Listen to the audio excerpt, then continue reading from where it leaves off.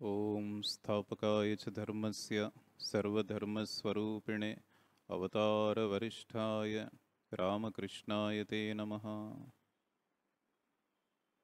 అందరికీ నమస్కారం. శ్రీరామకృష్ణ కథామృతం.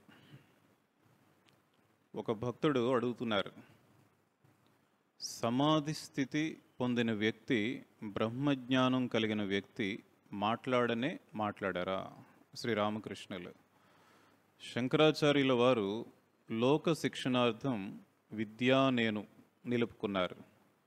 లేకుంటే సామాన్యులు బ్రహ్మజ్ఞానం పొందాక ఇక మాట్లాడారు. దర్శనం లభించినంత వరకే విచారణ. వెన్నను కాచేటప్పుడు చిటపట శబ్దం వస్తుంది. నీరు ఎగిరి నెయ్యి తయారైతే చిటపట శబ్దం ఆగిపోతుంది.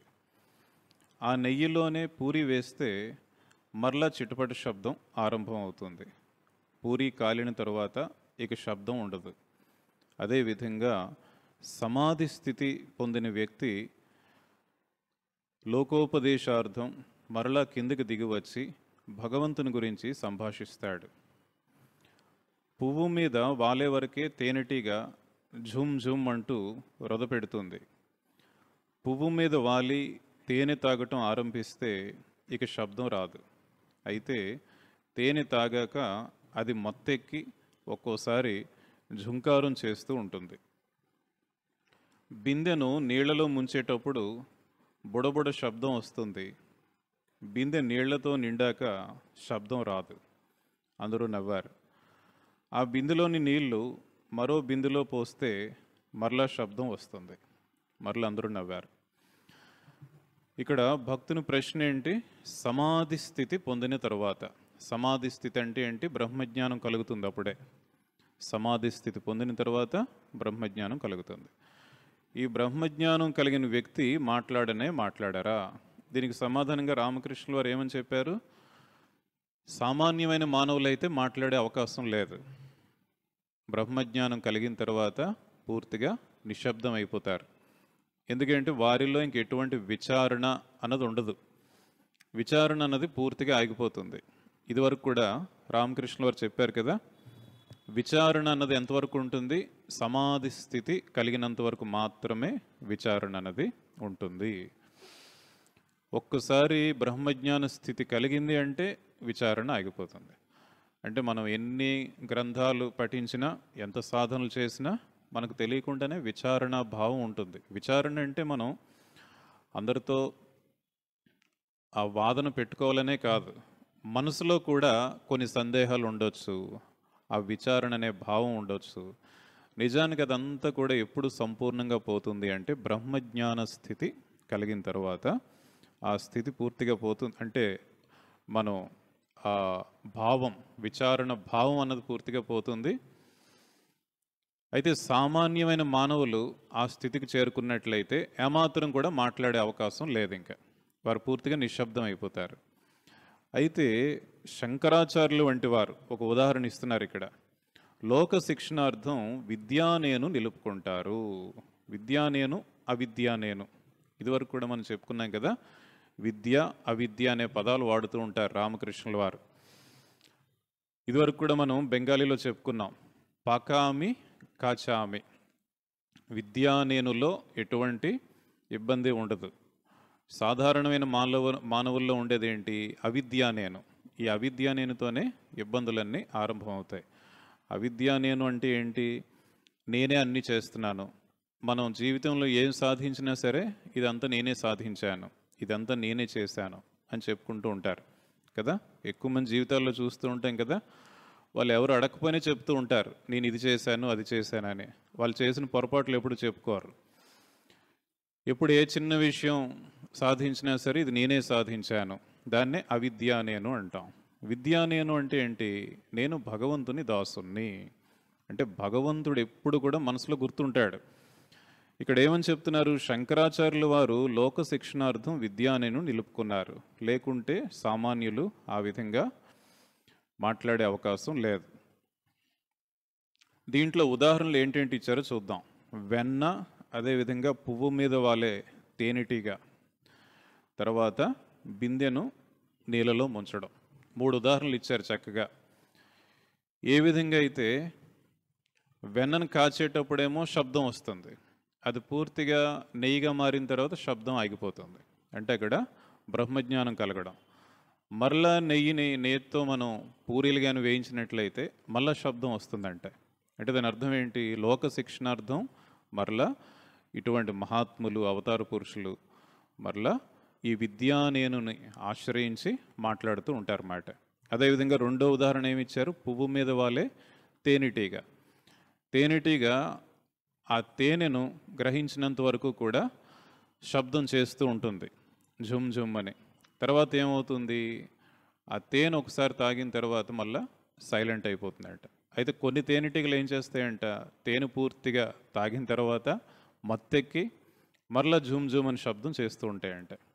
అదేవిధంగా మహాత్ములు కూడా ఆ విధంగా మనకి ఎన్నో మంచి మంచి విషయాలు చెప్పడానికి మరలా సంభాషణ, మాట్లాడడం అనేది పెట్టుకుంటారు.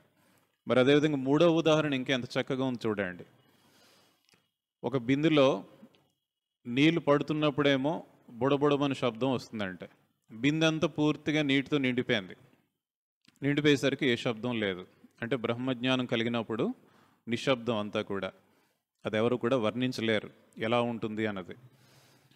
మరలా బిందులో ఉన్న నీళ్లు మరో బిందులో వేసినప్పుడు మరలా శబ్దం వస్తుంది. మరో బిందులో వేయడం అంటే ఏంటి? మనకు తెలిసిన విషయాలు వేరే వారికి చెప్పడం అన్నమాట. మహాత్ములు, అవతార పురుషులు ఈ విధంగా చెప్తారు. ఇప్పుడు మనం గతసారి చెప్పుకున్నప్పుడు కూడా ఈ బ్రహ్మం గురించి చెప్పుకుంటున్నప్పుడు రామకృష్ణుల వారు ఒక మాట అంటారు. ఏమని అంటే, ఈ బ్రహ్మం గురించి ఎవరు కూడా చెప్పే అవకాశం లేదు, ఎవరు కూడా చెప్పలేరు. అంటే శాస్త్రాల్లో కూడా ఏమని చెప్పబడి ఉంది? ఎవరైనా ఒక సముద్రాన్ని చూసిన వ్యక్తి మరొకరేమో సముద్రాన్ని ఎప్పుడు చూడలేదు, సముద్రం ఎలా ఉంటుంది అని అడిగారు. అడిగితే ఏమని చెప్తారు? సముద్రం ఎలా ఉంటుంది అంటే, ఇప్పుడు మరో వ్యక్తి అసలు చూడలేదు సముద్రాన్ని, అప్పుడు చెప్తారంట, ఆహా ఆ నీళ్ళేంటి, అలలేంటి, అంతకు మించి ఇంకేం చెప్పలేరు. అంతేగాని సముద్రాన్ని యాజ్ టీజ్గా చెప్పే అవకాశం లేదు కదా. అదేవిధంగా బ్రహ్మాన్ని ఎందుకు వర్ణించలేం? భగవద్ దర్శనం అంటాం కదా. భగవద్ దర్శనం అంటే సాధారణంగా ఎక్కువ మంది ఏమనుకుంటారంటే, మన కళ్ళతో ఈ విధంగా చూడడం. నిజానికి మనం భగవద్ దర్శనం అనే పదం వాడతాం, కానీ మనం గుర్తుంచుకోవాల్సింది ఏంటంటే, భగవద్ దర్శనం అంటే ఏంటి? భగవంతుణ్ణి అనుభవపూర్వకంగా తెలుసుకోవడం. అలాగైతే మనకు సందేహం రావాలి కదా, భగవంతుణ్ణి కళ్ళతో చూడడం అయితే మరి ఎవరైతే అందులో వాళ్ళకి భగవత్ సాక్షాత్కారం కలగదా? ఇక్కడ అర్థం ఏంటంటే, భగవత్ సాక్షాత్కారం అంటే ఏంటి? భగవంతుణ్ణి అనుభవపూర్వకంగా తెలుసుకోవడం. ఎప్పుడైతే మనం అది అనుభవపూర్వకంగా తెలుసుకుంటామో అది ఏ విధంగా వర్ణిస్తాం? అది వర్ణించే అవకాశం లేదు. మరలా ఎవరికైనా అది కావాలంటే వారు కూడా అనుభవపూర్వకంగా తెలుసుకోవాల్సిందే. ఈ విధంగా రామకృష్ణుల వారు ఎన్నో ఉదాహరణలు ఇస్తారన్నమాట.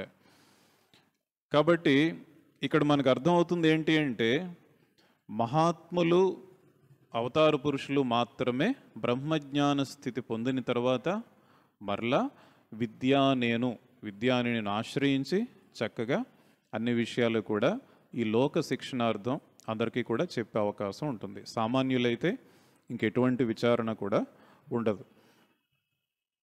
ఋషులకు బ్రహ్మజ్ఞానం కలిగింది, విషయ తృష్ణ ఈషన్మాత్రమైన ఉంటే బ్రహ్మజ్ఞానం కలగదు. ఋషులు ఎంతగా శ్రమపడేవారు? వేకువనే నిద్రలేచి ఆశ్రమాన్ని వదిలి వెళ్ళేవారు. పగలంతా ఏకాంతంలో బ్రహ్మధ్యాన చింతనలలో గడిపేవారు. రాత్రి ఆశ్రమానికి తిరిగి వచ్చి కందమూలాలను ఆహారంగా ఆరగించేవారు. శబ్ద, స్పర్శ, రూప, రస, గంధాది విషయాల బారి నుండి మనస్సును దూరంగా ఉంచేవారు. అప్పుడే వారు బ్రహ్మాన్ని తమ అంతరంగిక చైతన్యంగా బోధనుందేవారు. ఋషులు బ్రహ్మజ్ఞానం ఏ విధంగా పొందారంట? ఎంతగా శ్రమపడేవారు? వేకువనే నిద్రలేచి ఆశ్రమాన్ని వదిలి వెళ్ళేవారు. పగలంతా ఏకాంతంలో బ్రహ్మధ్యాన చింతనలో గడిపేవారు. రాత్రి ఆశ్రమానికి తిరిగి వచ్చి కందమూలాలను ఆహారంగా ఆరగించేవారు. ఇక్కడ మనకు తెలుస్తున్నది ఏంటంటే, వేదకాలంలో ఋషులు ఎంతో సాధన చేసేవారు అన్నమాట. అంటే తెల్లవారుజాము నుండి కూడా రాత్రి పడుకునేటంత వరకు చాలా సాధన చేస్తూ ఉండేవారు. మరి ఈ రోజుల్లో చూసినట్లయితే మనకు ఎంత అనుకూలంగా ఉంది ఈ సాధన విషయం వచ్చేసరికి శారదమ్మ చెప్తారు. రామకృష్ణుల వారు వచ్చిన తర్వాత ఈ ఆధ్యాత్మిక జీవితాన్ని ఎంత సులభతరం చేశారు అంటే, ఇదివరకు ఏ విధంగా ఉండేదంట, తలుపు వేసి ఉంది, తలుపుకి తాళం కూడా వేస్తుంది. ఇప్పుడు మనం ఆ గదిలోకి ప్రవేశించాలి. గదిలోకి ప్రవేశించాలంటే ఏం చేయాలి? ముందు ఆ తాళం ఎక్కడుందో తెలియాలి, ఆ తాళం వెతుక్కొని తీసుకురావాలి, జాగ్రత్తగా తాళం తీయాలి, తలుపుని తీయాలి, లేదంటే గదిలో ప్రవేశించే అవకాశం లేదు. మరి ప్రస్తుతానికి ఇప్పుడు పరిస్థితి ఏంటి? తలుపు దగ్గరికి వేసింది అంతే, బోల్ట్ కూడా పెట్టలేదు. ఆ దగ్గరికి వేసిన తలుపుని జస్ట్ ఇలా తడితే మనం లోపలికి వెళ్ళిపోయే అవకాశం ఉందన్నమాట. అంటే రామకృష్ణుల వారు అంత సులభతరం చేశారంట ఆధ్యాత్మిక జీవితంలో ముందుకు వెళ్ళడానికి. అయినా సరే ఆ సాధన చేయడానికి కూడా మనకు ఓపిక ఉండదు. అందుకే కలియుగం అంటారు కదా. మరి అప్పట్లో ఋషులు చూడండి, ఎంతో శ్రమ కోర్చి తెల్లవారుజామునే లేచిపోయి రాత్రి వరకు అలా సాధన చేస్తూనే ఉండేవారు. అంటే ఈ సమాజంలో ఏమీ ఎవరితో కూడా కలవకుండా పూర్తిగా ధ్యానంలో మునిగిపోయి, ఏకాంతంలో మునిగిపోయి, ఈ శబ్ద స్పర్శ రస గంధ అన్నింటికీ కూడా మనస్సుని దూరంగా ఉంచేవారంట. అంటే మనస్సు విషయంలో ఎంతో జాగ్రత్త పడేవారు. ఇదివరకు కూడా మనం చెప్పుకున్నాం కదా, రాజయోగంలో ముఖ్యంగా ఈ మనస్సు గురించే చెప్తూ ఉంటారు మాట. మనస్సుని ఏ విధంగా మనం నియంత్రించాలి, మనస్సు విషయంలో ఎటువంటి జాగ్రత్తలు తీసుకోవాలి. అయితే సాధారణంగా ఎక్కువ మంది సాధకులు, భక్తులు ఈ విషయంలో జాగ్రత్త వహించరు. నామజపం చేస్తూ ఉంటారు, భజనలు చేస్తూ ఉంటారు, అంతా బాగానే ఉంది. అయితే ఆ సమయంలో మన మనస్సు పరిస్థితి ఏంటి, అది ముఖ్యం. భగవంతుడు చూసేది మనం రోజుకి ఎన్నిసార్లు జపం చేస్తున్నాం. మన తృప్తి కోసం మనం కౌంటింగ్ చేసుకోవచ్చు. రోజుకి నేను 1000 సార్లు చేస్తున్నాను, 10,000 సార్లు చేస్తున్నానని. ఆ జపం చేస్తున్నప్పుడు మన మనస్సు ఎటువంటి స్థితిలో ఉంది, మన మనస్సు నిజంగా భగవంతుడి గురించి ఆలోచిస్తుందా, ప్రాపంచిక విషయాల గురించి ఆలోచిస్తుందా అన్నది చాలా ముఖ్యం. ఇక్కడ చూడండి, ఋషులు ఏ విషయంలో జాగ్రత్త పడేవారు? మనస్సు విషయంలో జాగ్రత్త పడేవారు. మనస్సు పొరపాటును కూడా ఈ శబ్ద స్పర్శ రస గంధ వీటికి అట్రాక్ట్ అవ్వకుండా, ఆకర్షితం అవ్వకుండా ఎంతో జాగ్రత్త పడేవారు అన్నమాట. మరి మనం కూడా ఈ మనస్సు విషయంలో అలా జాగ్రత్త పడుతున్నామా? కొంతైనా సరే మనకి ఆ అవేర్నెస్ ఉందా అంటే ఒక ప్రశ్నార్థకం అది. కాబట్టి మనం ఎంత సాధన చేసినప్పటికీ కూడా ఈ మనస్సు విషయంలో చాలా జాగ్రత్తగా ఉండాలి. ఇంకా ఏమని చెప్తున్నారు? కలికాలంలో జీవులు అన్నగత ప్రాణులు, దేహాభిమానం నశించదు. అలాంటి స్థితిలో సోహం అనటం మంచిది కాదు. అన్ని పనులు చేస్తూ నేనే బ్రహ్మ అనటం ఉచితం కాదు. విషయబుద్ధి త్యజించలేని వారికి నేను భగవద్భక్తుణ్ణి, దాసుణ్ణి అనే భావం నిలుపుకోవటం మంచిది. భక్తి మార్గం అనుసరించి కూడా భగవద్ దర్శనం పొందవచ్చు. ఇక్కడ మరొకటి ఏమని చెప్తున్నారంటే, ఋషులు ఎంతో శ్రమ కోర్చి చివరికి ఏం తెలుసుకునేవారు? బ్రహ్మాన్ని తమ అంతరంగిక చైతన్యంగా బోధనుందేవారు. ఇదొక మాట చెప్పారు ఇక్కడ. అంటే ఏంటి? భగవంతుడు ఎక్కడో ఉన్నాడని కాదు. సాధారణంగా సాధన చేయడానికి ఆరంభంలో ఏమనుకుంటారు? భగవంతుడు అంటే ఎక్కడో ఉన్నాడు. నిజానికి ఎక్కడున్నాడు భగవంతుడు? మన అంతరంగంలోనే ఉన్నాడు. అందుకే ఇక్కడ ఏమని చెప్తున్నారు? ఋషులు ఇంత సాధన చేసి తర్వాత వాళ్ళు తెలుసుకున్న విషయం ఏంటి? బ్రహ్మాన్ని తమ అంతరంగిక చైతన్యంగా బోధన ఉందేవారు. బ్రహ్మం అన్నది ఎక్కడో లేదు, భగవంతుడు అంటే ఎక్కడో లేడు, మన అంతరంగంలోనే ఉంటాడు. మన అంతరంగంలో చైతన్యంగా ఎప్పుడు మనం భావించగలం? ఆ విధంగా ముందు మనస్సు పవిత్రం కావాలి. పవిత్రమైన మనస్సు ఉన్నప్పుడు అప్పుడు తప్పకుండా మనకి ఇటువంటి బోధ కలిగే అవకాశం ఉందన్నమాట. ఈ మనస్సు పవిత్రం కానంత వరకు కూడా మనకి ఆ బోధ కలిగే అవకాశమే లేదు. మనలో ఆ చైతన్యం ఉన్నట్లు ఇలా గుర్తొస్తున్నట్టు ఉంటుంది, మరలా మర్చిపోతూ ఉంటాం. స్వామి వివేకానంద జ్ఞానయోగం పుస్తకం ఉంది, లెక్చర్. ఆ జ్ఞానయోగం పుస్తకం చదువుతున్నాం అనుకోండి, మనకు తెలియకుండానే ఆ అవేర్నెస్ వస్తున్నట్టు ఉంటుంది. అంత శక్తివంతమైన పుస్తకం మాట అది జ్ఞానయోగం. అది చదువుతూ ఉంటే మనకు తెలియకుండానే అనిపిస్తూ ఉంటుంది, అవును నిజమే కదా, నాలోనే ఒక రకమైన చైతన్యం ఉంది కదా, శక్తి ఉంది కదా. మరలా ఈ ప్రాపంచిక విషయాల ఆకర్షణ ఏ విధంగా ఉంటుంది అంటే మరలా మర్చిపోతూ ఉంటాం. ఇలా గుర్తు వస్తున్నట్టు ఉంటుంది, మర్చిపోతూ ఉంటాం. దానికి కారణం ఏంటి? మనస్సు పూర్తిగా పవిత్రం కాకపోవడం. ఎప్పుడైతే మనసు పవిత్రం అవుతుందో అప్పుడు మనం ఆ చైతన్యాన్ని అనుభవపూర్వకంగా తెలుసుకునే అవకాశం ఉంటుంది. కలికాలంలో జీవులు అన్నగత ప్రాణులు, అందుకే సోహం అనడం సరికాదు అంటున్నారు. సోహం అంటే ఏంటి? నేనే బ్రహ్మాన్ని, నేనే బ్రహ్మాన్ని, నేనే భగవంతుణ్ణి అని సాధన చేయడం సరికాదు ఈ కలియుగంలో. ఎందుకు అంటే మన మనస్సు పూర్తిగా భావంలో ఉండడం చాలా కష్టం కలియుగంలో. ఎందుకు కష్టం అంటే అన్నగత ప్రాణులు ఎప్పుడూ కూడా ముందు దేనికోసం అంటే, అందుకే అంటారు కదా రామకృష్ణుల వారు, స్వామి వివేకానంద వారు ఏమని చెప్తారు? ముందు కడుపు నిండా భోజనం పెట్టాలి, తర్వాత వాళ్ళకి వేదాంతం గురించి చెప్తే అర్థమవుతుంది. ఆకలితో ఉన్నవారికి ఉపనిషత్తుల్లో విషయాలు ఎలా అర్థమవుతాయి, భగవంతునికి సంబంధించిన విషయాలు ఎలా అర్థమవుతాయి? కాబట్టి మనం గుర్తుంచుకోవాల్సింది ఏంటి? ఈ యుగానికి తగ్గట్టు మనం ఈ విషయాన్ని ముందుకు తీసుకువెళ్ళడానికి ప్రయత్నించాలి. కాబట్టి ఏం చేయాలి? కలియుగంలో సోహం అనడం సరికాదు. సోహం అంటే ఏంటి? నేనే భగవంతుణ్ణి, నేనే భగవంతుణ్ణి అని ఎలా అంటాం? మీరు అనొచ్చు, ఏంటంటే కలియుగంలో ఏంటి భేదం? భేదం ఎక్కడొస్తుంది అంటే, ఇప్పుడు ఈ క్షణంలో నేనే భగవంతుడిని అంటాం, మరు క్షణంలో మళ్ళీ ప్రాపంచిక విషయాలకి అట్రాక్ట్ అయిపోతూ ఉంటారు. అప్పుడు ఎలా అంటాం నేనే భగవంతుడిని అని? నిజంగా వాటన్నిటికీ మనం జితేంద్రియులం అయితే అప్పుడు అనొచ్చు నేనే బ్రహ్మాని అని. అలా అవడం చాలా కష్టం కలియుగంలో. అందుకే ఏమనాలి? నేను భగవంతుని దాసుణ్ణి, నేను భగవంతుని సేవకుణ్ణి, ఈ విధంగా అనడం మంచిది. అంటే ఇదేం మార్గం? భక్తి మార్గం. నేనే భగవంతుణ్ణి, నేను ఆత్మస్వరూపుణ్ణి అనుకోవడం అన్నది జ్ఞాన మార్గం. కాబట్టి ఈ కలియుగంలో భక్తి మార్గం సరైనది అని రామకృష్ణుల వారు చెప్తున్నారు.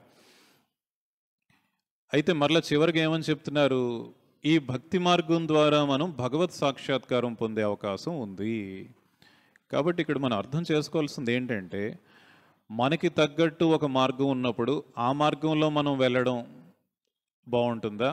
లేదు అంటే ఒక కఠినమైన మార్గాన్ని, ఆధ్యాత్మిక జీవితం అంటేనే కఠినం అనుకుంటాం, దాంట్లో మళ్ళీ ఒక కఠినమైన మార్గాన్ని ఎంచుకొని అది చాలా ఇబ్బంది పడుతూ ఎందుకు వెళ్ళాలి? మనం ఏదైతే మనకు తగ్గట్టు మనకు అనుకూలంగా ఉందో, అది కూడా రామకృష్ణుల వారు ఒక అవతార పురుషులు స్వయంగా భగవంతుడే చెప్తున్నాడు, మీ అందరికీ కూడా ఈ మార్గం అనుకూలమైనది అని. అనుకూలమైనది చెప్పినప్పుడు మనం ఆ మార్గంలోనే వెళ్ళడం సరికదా? కాబట్టి మనం ఏ విధంగా అనుకోవాలి? నేను భగవంతుని దాసుణ్ణి, నేను భగవంతుని యొక్క సేవకుణ్ణి, ఈ విధంగా అనుకుంటూ మనం ముందుకు వెళ్ళడం మంచిది.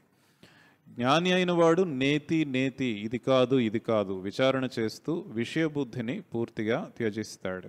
అప్పుడే బ్రహ్మాన్ని తెలుసుకోగలుగుతాడు. ఒక్కొక్క మెట్టును వదులుతూ మేడ మీదకి చేరుకోవడం లాంటిది ఇది. కానీ విజ్ఞాని అయిన వాడు, అంటే విశేషంగా తెలుసుకున్నవాడు మరింత ఎక్కువగా దర్శించగలుగుతాడు. మెట్లు ఎలాగైతే ఇటుకలు, బంకమన్ను, సున్నంతో తయారైనాయో, మేడ కూడా ఆ వస్తువులతోనే తయారైనదని తెలుసుకుంటాడు.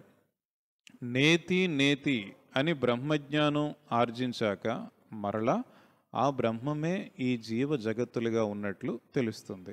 విజ్ఞాని అయిన వాడు నిర్గుణ పరబ్రహ్మాన్ని సగుణ బ్రహ్మంగా కూడా దర్శిస్తాడు. ఇక్కడ ఏమని చెప్తున్నారు అంటే, జ్ఞాని విచారణ ఏ విధంగా ఉంటుంది అంట? ఇది కాదు ఇది కాదు అంటే అది నెగిటివ్గా ఉంటుందన్నమాట. ఇది కాదు ఇది కాదు. ఏంటి ఇది కాదు ఇది కాదు అంటే, మనం ఈ లోకంలో ఎన్నో చూస్తూ ఉంటాం. చూసిన వెంటనే మనం విచారణ చేసుకోవాలి, లేదు ఇది సరికాదు. ఏంటి ఇది సరికాదు అంటే, ఏదైనా ఒక విషయం, కొన్ని మాటలు కానీ, పుస్తకంలో చదివే అంశాలు కానీ, కొన్ని పనులు కానీ మనల్ని భగవంతుని దగ్గరకు తీసుకువెళ్తున్నాయా, భగవంతుడి నుండి దూరం చేస్తున్నాయా? ఇది ప్రశ్న. ఏదైనా సరే, మాటలు, చేతలు ఏవైనా సరే మనల్ని భగవంతుడికి దగ్గరగా తీసుకువెళ్ళడానికి సహకరిస్తున్నాయా, లేదంటే మనల్ని భగవంతుడి నుండి దూరం చేస్తున్నాయా అన్నది ఇక్కడ ప్రశ్న. భగవంతుడి నుంచి మనకు దగ్గరగా చేస్తున్నాయంటే అది సరైనది. భగవంతుడి నుంచి దూరంగా చేస్తున్నాయంటే అది కాదు అది కాదు అనుకుంటూ మనం ముందుకు వెళ్ళాలి. వాటిని వదిలిపెట్టేయాలి. మనం వాటి జోలికి వెళ్ళకూడదు. అవే ప్రాపంచిక విషయాలు, కామనీ కాంచనాలు. ఈ కామినీ కాంచనాల ఆకర్షణ, ప్రాపంచిక విషయాల ఆకర్షణ మన మనసులో ఎప్పుడు వచ్చినా సరే మనం ఏ విధంగా అనుకోవాలి? లేదు, అది నా మార్గం కాదు, దాన్ని నేను వదిలేయాలి. ఆ విధంగా ఒకటి ఒకటి వదులుతూ వదులుతూ నెమ్మది నెమ్మదిగా భగవంతుని వైపు చేరుకుంటాడు జ్ఞాని అనేవాడు. అయితే విజ్ఞాని అంటే ఎవరు? విజ్ఞాని అంటే చక్కగా ఎంత చక్కని నిర్వచనం ఇచ్చారు ఇక్కడ రామకృష్ణుల వారు. విజ్ఞాని అంటే ఎవరు? విశేషంగా తెలుసుకున్నవారు. అంటే జ్ఞాని అంటేనే ఎంతో గొప్పవారు, భగవంతుని గురించి తెలుసుకుంటారు. ఈ ప్రాపంచిక విషయాల్ని ఇది కాదు ఇది కాదు అనుకుంటూ వదులుకుంటూ చివరికి భగవంతుణ్ణి చేరుకునే అవకాశం ఉంటుంది. మరి విజ్ఞాని అంటే విశేషంగా తెలుసుకున్నవారు. ఇంకా విశేషంగా తెలుసుకోవడం ఏంటి? ఇంకా విశేషంగా తెలుసుకోవడం అంటే ఇక్కడ ఒక ఉదాహరణ ఇచ్చారు. జ్ఞాని అనేవాడు ఏ విధంగా ముందుకు వెళ్తాడంట? ఒక్కొక్క మెట్టు వదిలి డాబా పైకి చేరుకుంటాడు. ఈ మెట్టుతో ఆగిపోకూడదు, ఇది వదిలేయాలి. అది వదిలితేనే తర్వాత ముందు మెట్టుకి వెళ్ళే అవకాశం ఉంటుంది. ప్రాపంచిక విషయాలు మనం వదిలిపెట్టినప్పుడే భగవంతుడిని చేరుకునే అవకాశం ఉంటుంది. అలా చివరికి ఎక్కడ చేరుకుంటాం? డాబా పైకి చేరుకుంటాం. అయితే విజ్ఞాని అయిన వాడు ఏ విధంగా తెలుసుకుంటాడంట? ఈ మెట్లు ఏ విధంగా అయితే తయారయ్యాయో అదే మెటీరియల్తో డాబా కూడా తయారైంది. కాబట్టి అంతా కూడా సత్యమే. దాని అర్థం ఏంటి? భగవంతుణ్ణి చేరుకున్న తర్వాత ఇంకా మిగిలిందంతా అసత్యం, మిగిలిన వాటితో నాకు సంబంధం లేదు అని వదిలేడు విజ్ఞాని. ఏం చేస్తాడు? భగవంతుణ్ణి దర్శించుకున్న తర్వాత ఈ లోకంలో ఉన్న అన్ని జీవుల్లోని కూడా, సమస్త విశ్వాన్ని కూడా భగవంతుని స్వరూపంగా చూస్తూ ఆనందిస్తాడు విజ్ఞాని. రామకృష్ణ పరమహంస వారు మనకు క్లియర్గా అర్థం అవడానికి, రామకృష్ణ పరమహంస వారు ఆ స్థితిని చేరుకున్నారు. మరలా లోక శిక్షణార్థం విజ్ఞానిగా అందరికీ కూడా, అందరిలోని భగవంతుడిని చూసేవారు. మహిళలు వచ్చారంటే జగజ్జనని కనిపించేది రామకృష్ణుల వారికి. అందరిలోని భగవంతుడిని చూస్తూ అంత చక్కని మాటలన్నీ కూడా మనకు చెప్పడం జరిగిందన్నమాట. కాబట్టి ఇక్కడ ఏమంటున్నారు? ఇక్కడ లాస్ట్లో ఒకటి చెప్పారు. ఏమని చెప్పారు అంటే, బ్రహ్మజ్ఞానం ఆర్జించాక మరలా ఆ బ్రహ్మమే జీవ జగత్తులుగా ఉన్నట్లు తెలుస్తుంది. విజ్ఞానికి ఏం తెలుస్తుంది? ఆ భగవంతుడే జీవ జగత్తులుగా మారాడు. కాబట్టి భగవంతుడు వేరు, జీవులు వేరు, మనుషులు వేరు అనే భేదం లేదు అక్కడ. విజ్ఞానికి ఎప్పుడు కూడా ఏమని అర్థం అవుతుంది? ఆ బ్రహ్మమే జీవ జగత్తులుగా మారారు, రెండు కూడా ఒకటే. ఇంకా మరొక ముఖ్యమైన విషయం ఏమని చెప్పారు అంటే, విజ్ఞాని అయిన వాడు నిర్గుణ పరబ్రహ్మాన్ని సగుణ బ్రహ్మంగా కూడా దర్శిస్తాడు. ఏంటి నిర్గుణ బ్రహ్మం అంటే ఏంటి? సగుణ బ్రహ్మం అంటే ఏంటి? ఇదివరకు మనం చెప్పుకున్నాం కదా, గుణాలు అంటే మూడు ఉంటాయి: సత్వగుణం, రజోగుణం, తమోగుణం. మరి బ్రహ్మం అనేది ఏంటి? భగవంతుడు ఎప్పుడు కూడా గుణాతీతుడు, గుణాలకు అతీతుడు. ఎవరు? బ్రహ్మం.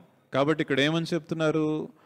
విజ్ఞాని అయిన వాడు నిర్గుణ పరబ్రహ్మాన్ని సగుణ పరబ్రహ్మంగా కూడా దర్శిస్తాడు. నిర్గుణ పరబ్రహ్మం అంటే ఏంటి?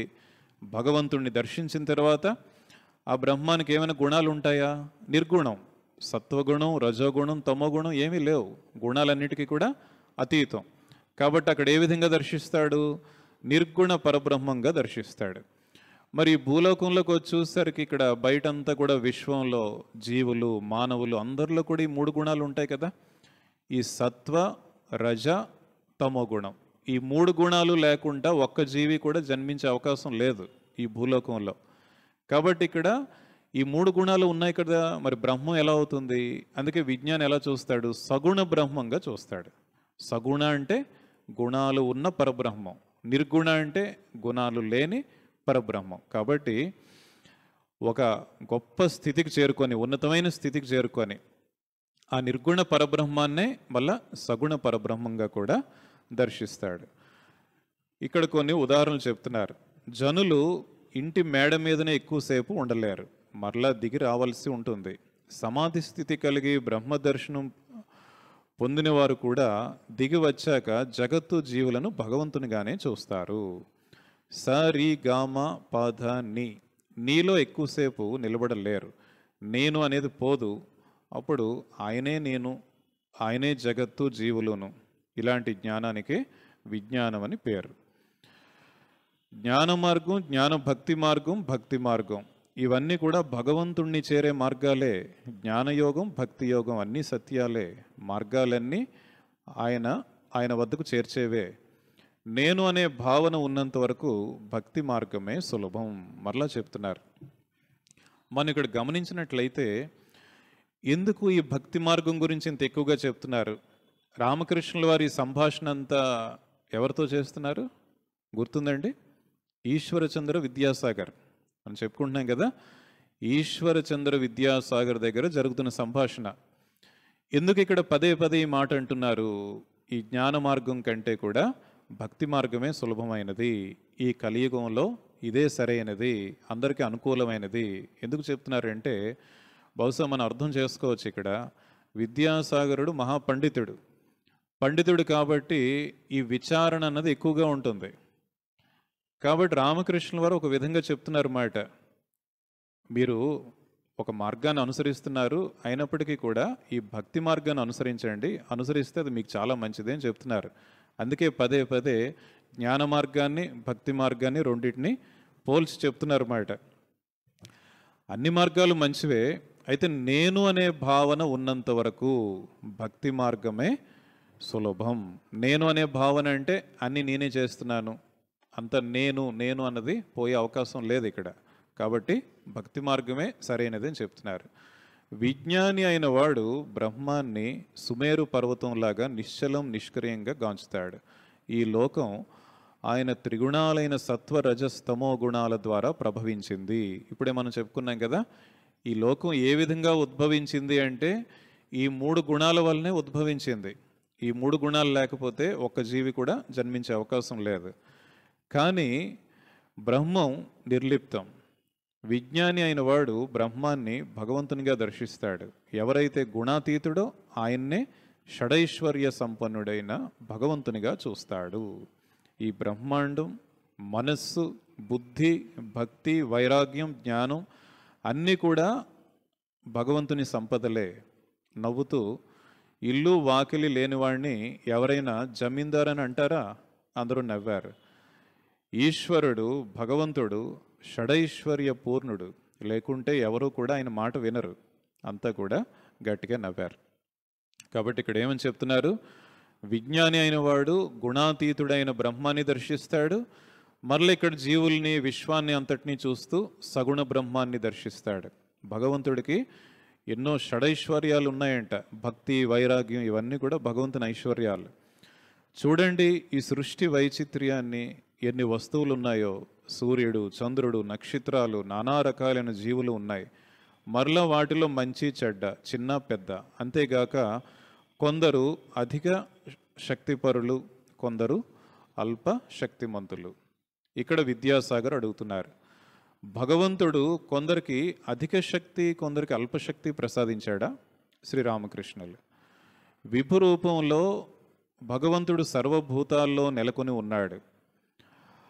ఆ బ్రహ్మ పిపీలికా పర్యంతం ఆయనే విరాజిల్లుతున్నాడు.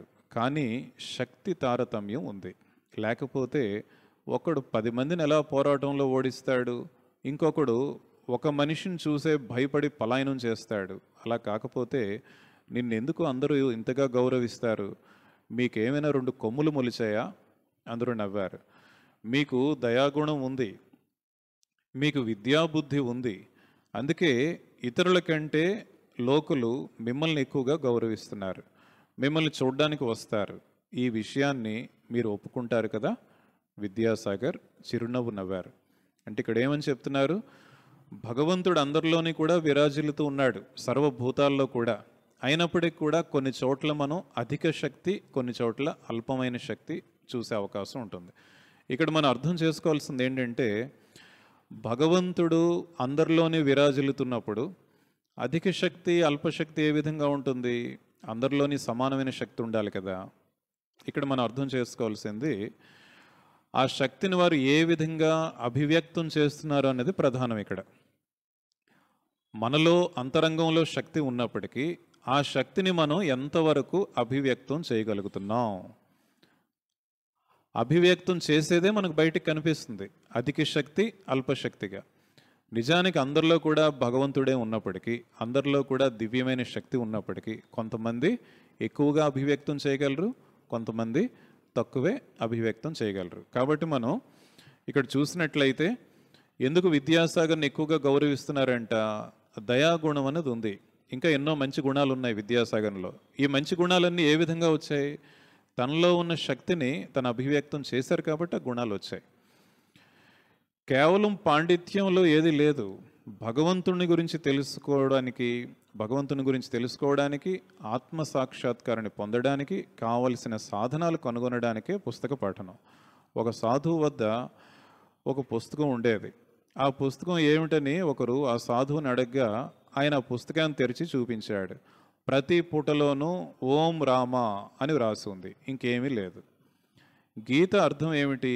10 సార్లు గీత గీత అని పలికితే చివరికి త్యాగి త్యాగి అవుతుంది. గీత బోధ ఏమిటంటే, ఓ జీవుల్లారా, సమస్తాన్ని త్యజించి భగవంతుణ్ణి పొందటానికే ప్రయత్నించండి. సన్యాసి అయినా సంసారి అయినా మనసులో నుండి ఆసక్తులనన్నింటినీ త్యజించాలి. శ్రీ చైతన్యుడు తన దక్షిణ దేశ తీర్థాటనంలో ఒక చోట భగవద్గీతను చదువుతున్న ఒక వ్యక్తిని చూశాడు. దగ్గరలోనే మరో వ్యక్తి కూర్చొని గీతను వింటూ విలపిస్తున్నాడు. అతడు ఏకధారగా కన్నీళ్లు స్రవిస్తున్నాడు. శ్రీ చైతన్యుడు గీతను ఆలకిస్తున్న ఆ వ్యక్తి దగ్గరికి వెళ్ళి, నీకు ఇదంతా అర్థం అవుతుందా అని అడిగాడు. అందుకు అతడు, స్వామి, ఈ శ్లోకాల్లో ఒక్క మాట కూడా అర్థం కావడం లేదు అన్నాడు. అలా అయితే నువ్వెందుకు ఏడుస్తున్నావు అని చైతన్యుడు అడిగాడు. అందుకు ఆ వ్యక్తి ఈ విధంగా బదులిచ్చారు, స్వామి, నా ముందు అర్జునుడి రథాన్ని చూస్తున్నాను. శ్రీకృష్ణుడు అర్జునుడు రథంలో కూర్చొని సంభాషించడం చూస్తున్నాను. ఇది చూసి ఏడుస్తున్నాను. కాబట్టి ఇక్కడ మనకి ఏం అర్థమవుతుంది? రామకృష్ణుల వారు చాలా స్పష్టంగా ఒక మాట చెప్తున్నారు, కేవలం పాండిత్యంలో ఏదీ లేదు.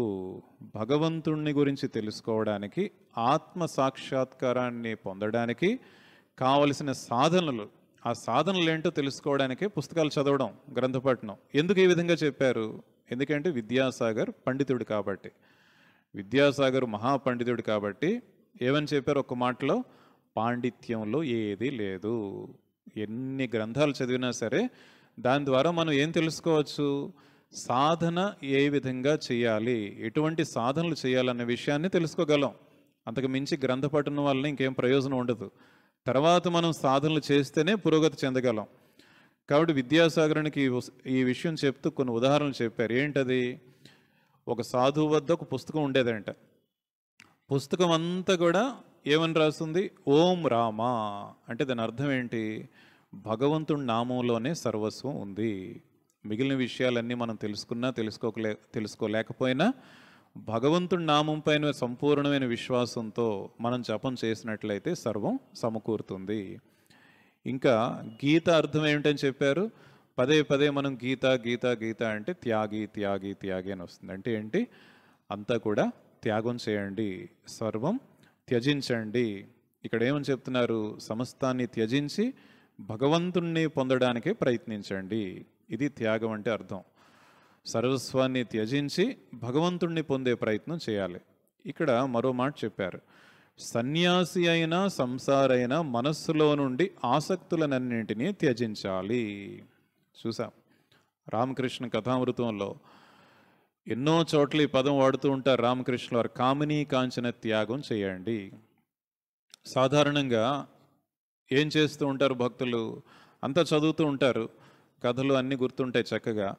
ఈ త్యాగం విషయానికి వచ్చేసరికి ఏదో విన్నట్టు పక్కన పెట్టేస్తూ ఉంటారు. అయితే రామకృష్ణ వారు చెప్పిన అంశం ఏంటి? ఈ త్యాగం చేయకుండా మనం ముందుకు వెళ్ళే అవకాశం లేదు. ఇక్కడ అందుకే మళ్ళీ చెప్తున్నారు, మీరు ఆ విధంగా కన్ఫ్యూజ్ అవ్వద్దు, ఇది ఓన్లీ సన్యాసులకు మాత్రమే సంబంధించి కాదు. ఇక్కడ ఏమని చెప్తున్నారు?